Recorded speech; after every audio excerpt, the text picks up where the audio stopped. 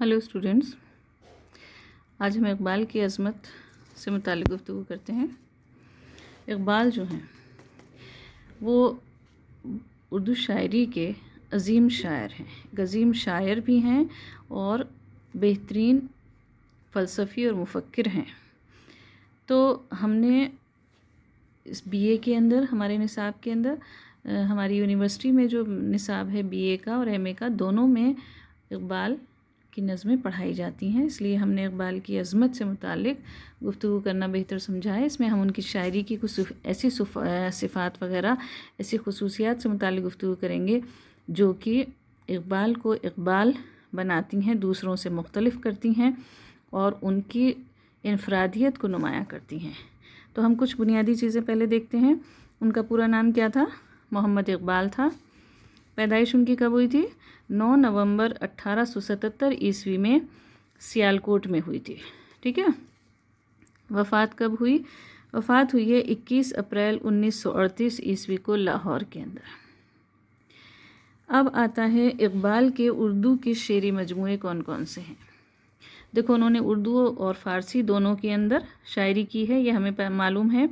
हम उनकी, चूँकि उर्दू शायरी पर गुफ्तगू कर रहे हैं, इसलिए उर्दू शायरी के जो उनके शेरी मजमूए हैं उनको देखते हैं कौन कौन से हैं। बांगे दरा, बाल जिब्रील, ज़रब कलीम और अरमग़ान हिजाज़। अरमग़ान हिजाज़ जो है उनका वो मजमूआ है जिसके अंदर उर्दू और फ़ारसी दोनों का कलाम उनका मौजूद है। ठीक है। अब आता है इकबाल को हिंदुस्तान की हुकूमत ने, देखो उनको ख़िताब मिला है। हिंदुस्तान की हुकूमत ने तो उन्हें सर का ख़िताब दिया है, अता किया उनको, और इसके अलावा उन्हें शायर मशरिक़, हकीमुल उम्मत और तर्जुमान हकीकत के ख़िताब भी मिले हैं। मतलब इन ख़िताबात से भी वो नवाजे गए हैं। सर का ख़िताब तो हिंदुस्तान की सरकार ने, गवर्नमेंट ने दिया है जिस वक्त वो ग़ुलाम हिंदुस्तान था, जिस वक्त हमारा, और अंग्रेज़ी हुकूमत हमारे ऊपर मुसल्लत थी, उस वक्त उनको सर का ख़िताब अंग्रेज़ों ने दिया था, अंग्रेज़ी हुकूमत ने दिया था। इकबाल की शायरी को देखो समझने के लिए हम उन कुछ पॉइंट्स को देखते हैं, कुछ पॉइंट्स बनाते हैं, उन पॉइंट्स को धीरे धीरे डिस्कस करते हैं। पहला हम देखते हैं, इकबाल एक बेहतरीन शायर और अज़ीम फ़लसफ़ी और मुफ़क्किर हैं। ठीक है। क्या है? इकबाल एक बेहतरीन शायर हैं, फ़लसफ़ी हैं और मुफ़क्किर हैं। ठीक है। अब आता है उनकी जो देखो, एक अज़ीम शायर है, उसकी पहचान क्या होती है, यानी अज़ीम शायर की शायरी की पहचान क्या होती है। जब हम उसकी सिफ़ात पर गुफ्तगू करते हैं, उसकी बुनियादी सिफ़ात से मुतालिक बात करते हैं, तो हम ये सोचते हैं कि कौन सी सिफ़ात हैं जो कि किसी शायर को अज़ीम बनाती हैं, या उसकी शायरी में वो क्या क्या होना चाहिए। तो क्या चीज़ें होती हैं? तख़य्युल की गहराई होनी चाहिए, जज्बे की कारफरमाई और खुलूस की रानाई होनी चाहिए। तो इन सब का जो बेहतरीन इम्तिज़ाज है वो किसी शायर की शायरी को अज़ीम बनाता है। शायरी के अंदर उसके तख़य्युल की बुलंदी तो हो ही, साथ ही उसकी शायरी में जज्बे और खुलूस का हसीन इम्तिज़ाज हो, और इकबाल के यहाँ ये सिफ़ात बहुत खूबसूरती के साथ मौजूद हैं, पाई जाती हैं उनके। बहुत से लोग जो हैं वो इकबाल के, उनको फ़लसफ़ी बता करके उनको उनकी शायरी की जो फ़नी सिफ़ात हैं उनको कम आंकते हैं और ये कहते हैं कि इकबाल सिर्फ़ फ़लसफ़ी थे या मुफ़क्किर थे। लेकिन ऐसा नहीं है, ये गलत है, क्योंकि इकबाल जो हैं वो एक ऐसे अज़ीम शायर हैं जिनकी शायरी के अंदर आला फ़नी सिफ़ात भी मौजूद हैं, वो, और उनकी फ़िक्र फ़लसफ़े का भी हमें, फ़िक्र फ़लसफ़ा जो है वो उसको भी वो भी उनकी शायरी के अंदर नज़र आता है।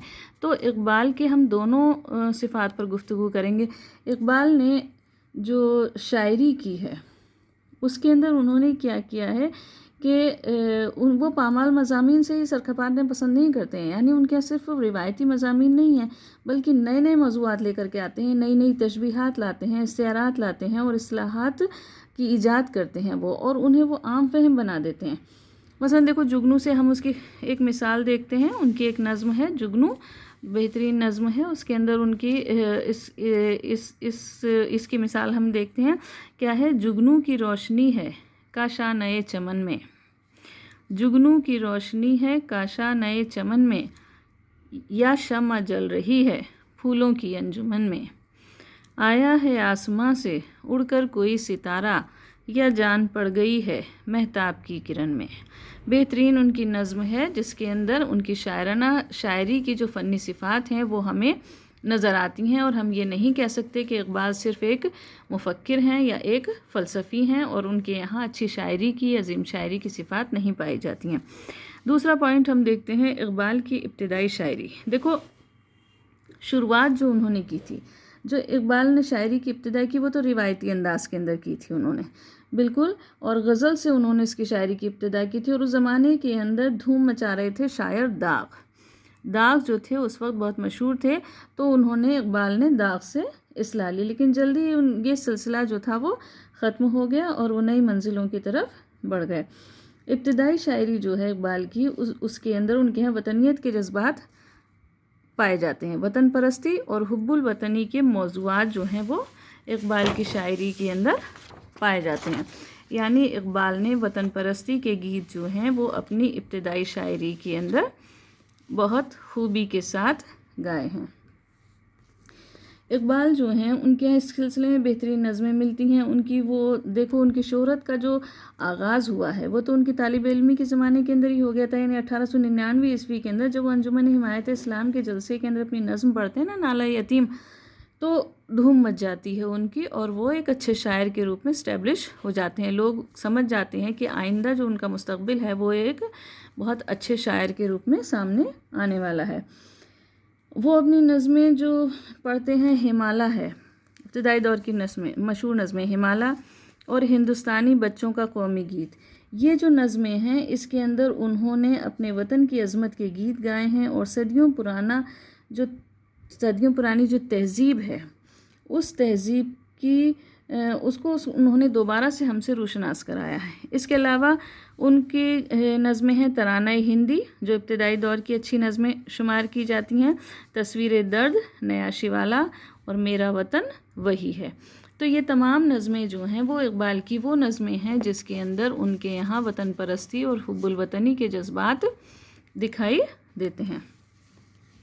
अब हम ये देखते हैं कि जब किसी शायर का मुतालिया करते हैं, हम किसी शायर की शायरी को समझने की कोशिश करते हैं, तो क्या होता है कि हमें ये देखना चाहिए कि उस अहद के या उसके अहद के समाजी और सियासी हालात क्या थे, उसके अहद के सकाफ़ती और माशी हालात क्या थे। क्योंकि देखो, जब भी कोई अदीब या कोई शायर अपना फ़न तख्लीक करता है तो वो अपने गिरदोपेश के हालात से नज़रअंदाज नहीं कर सकता। का असर उसकी शायरी पर या उसके अदब पर पड़ता ही पड़ता है। इसलिए इकबाल के जो फ़िक्र फ़न को समझने के लिए हमें उनकी जो इकबाल की जो फ़िक्री नशोनुमा है उसे समझने के लिए हमें उनके समाजी, सियासी और माशी सकाफ़ती हालात को समझना बहुत ज़रूरी है। वो दौर कैसा था? अंग्रेज़ों की ग़ुलामी का दौर था, यानी हमारे ऊपर अंग्रेज़ी साम्राज्यत की हुकूमत थी।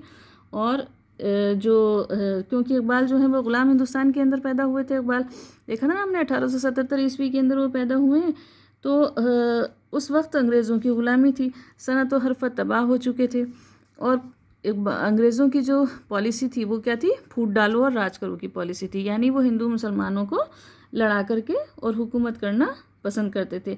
तो होता यह है कि देखो, ग़ुलाम सर ना उठाएं, इसलिए क्या होता है, जो हुकूमत होती है ना वो क्या करती है कि आपस में लड़ा करके अवाम को इस तरह लड़ाती रहती है कि वो अपने आपस में ही लड़ते रहें और अपने हक़ के लिए ना तो वो आवाज़ उठा सकें और ना ही हुकूमत से या सियासत से कोई सवाल कर सकें। तो ये फूट डालने की जो पॉलिसी होती है ये अंग्रेज़ों से ही शुरू हुई और आज तक बाकी है, कायम है, आज भी वही हो रहा है, तारीख़ अपने आप को दोहरा रही है।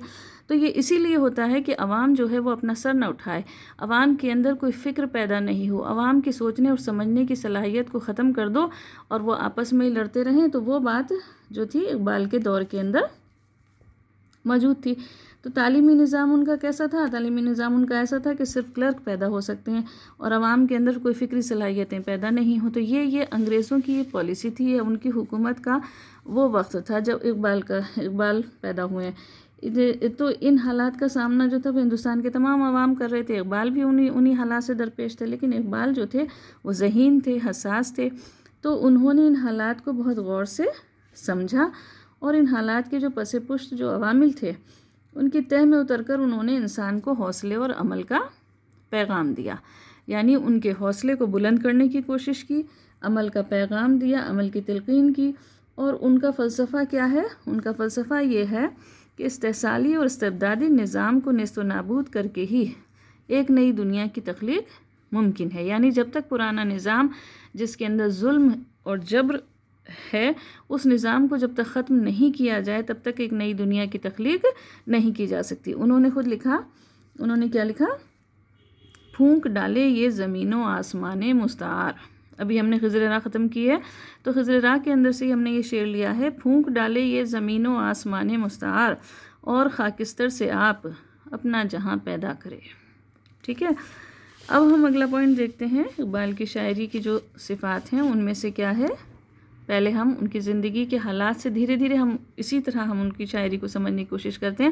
مغرب کا سفر کیا انہوں نے 1905 عیسوی سے 1908 عیسوی کے درمیان، اور یہ سفر جو ہے وہ ان کی شاعری پر بہت دیر پا اثر چھوڑتا ہے۔ اس سفر کا اثر بہت زیادہ ان کی شاعری پر، ان کی فکر پر ہوتا ہے۔ 1905 عیسوی سے 1908 عیسوی تک اقبال جو ہے وہ تعلیم حاصل کرنے کے لیے یورپ جاتے ہیں، انگلینڈ سے بیرسٹری کی ڈگری حاصل کرتے ہیں، میونخ یونیورسٹی سے پی ایچ ڈی کی ڈگری حاصل کرتے ہیں، اور مغربی تہذیب و تمدن کا بغور مشاہدہ کرتے ہیں۔ جب انسان وہاں رہتا ہے تو چونکہ اقبال تو بہت حساس تھے، اقبال بہت ذہین بھی تھے، تو وہ کیا ہے اپنے گرد و پیش انہوں نے مغربی جو تہذیب اور تمدن ہے اس کا انہوں نے بغور مشاہدہ کیا، وہاں کے بہت سے فلاسفرز کو انہوں نے پڑھا، مفکر جو تھے وہاں کے مغرب کے ان کو پڑھا انہوں نے، اور ان کا بہت گہرا اثر ان کے ذہن کے اوپر پڑا۔ دیکھو اقبال جو ہیں وہ اس کو قریب سے دیکھتے تو ہیں وہاں کے تہذیب اور تمدن کو، لیکن کیا ہے اقبال کی آنکھیں چکا چوند نہیں ہوتی ہیں اس تہذیب سے، اس تمدن سے ان کی آنکھیں چکا چوند نہیں ہوتی ہیں، بلکہ وہ کیا کرتے ہیں کہ اس تہذیب کے جو ظاہری اور باطنی رموز تھے ان سے وہ آشکارا ہوتے ہیں، اور ان کی شاعری کا دائرہ وسیع ہوتا ہے۔ جو ابھی تک ایک محدود دائرے کے اندر تھی نا ان کی شاعری، وہ اب ان کی شاعری کا دائرہ کیا ہوتا ہے؟ وسیع ہوتا ہے، اور فکری میلان جو ہے ان کی شاعری کے اندر مغرب کے سفر کے بعد ہی پیدا ہوتا ہے۔ ان کی شاعری کا جو شاعری کے صحیح کہ اس طرح ہم کہہ سکتے ہیں، یا پھر دوسرے الفاظ کے اندر کہ اقبال کو اقبال اور ان کی شاعری کو آفاقی جو ہے وہ مغرب کے سفر نے بنایا ہے، یعنی مشرق اور مغرب کا جو مغربی اور مشرقی تہذیب کا جو تصادم ہے، جو وہاں انہوں نے اسے قریب سے دیکھا اور مشرقی تہذیب و تمدن سے اس کا انہوں نے موازنہ کیا، تو وہ اس تصادم نے کیا کیا؟ اقبال کو اقبال بنایا، ان کی شاعری کو آفاقی بنایا، اور اس میں بہت سی ایسی خصوصیات پیدا ہوئیں جس کی وجہ سے آج ہم اقبال کی شاعری کو انٹرنیشنل لیول پر اتنا پذیرائی دیکھتے ہیں، لوگ اتنے پذیرائی کرتے ہیں ان کی شاعری کی۔ اگرچہ دیکھو غالب جو ہیں انہوں نے سب سے پہلے اردو شاعری میں حکیمانہ رنگ کو داخل کیا تھا۔ یاد ہے نا آپ کو کہ غالب جو ہیں وہ پہلے شاعر ہیں جنہوں نے اردو شاعری کے اندر حکیمانہ رنگ پیدا کیا، یعنی اسی لیے تو ہم کہتے ہیں کہ غالب نے اردو شاعری کو ذہن دیا۔ لیکن جو اقبال ہیں، اقبال کے سمجھیے تو وہ پہلے شاعر ہیں اقبال جنہوں نے اردو شاعری کے اندر فکر اور جذبے کو سمو دیا ہے۔ فکر اور جذبے کا جو میلان ہے، فکر اور جذبے کی جو آمیزش ہے، وہ اقبال کے یہاں پہلی مرتبہ اقبال کے ذریعے اردو شاعری کے اندر داخل ہوتی ہے۔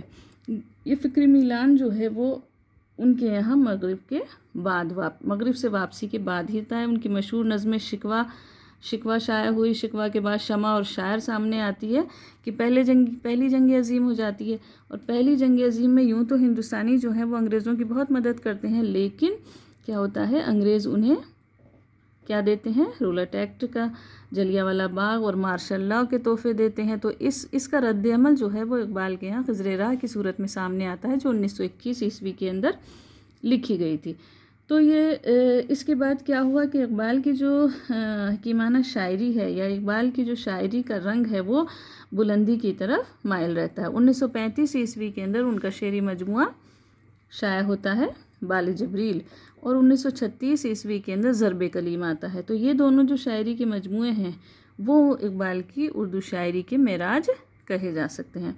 اقبال کی شاعری کی وہ صفات جو انہیں دوسرے شاعروں سے عظیم بناتی ہے، یعنی جب ہم یہ بات کرتے ہیں کہ اقبال دوسرے شاعروں سے منفرد کیوں ہیں، یا اقبال کی شاعری میں وہ کون سی صفات ہیں جس کی وجہ سے اقبال دوسرے شاعروں سے عظیم ہیں، تو وہ کون سی صفات ہیں؟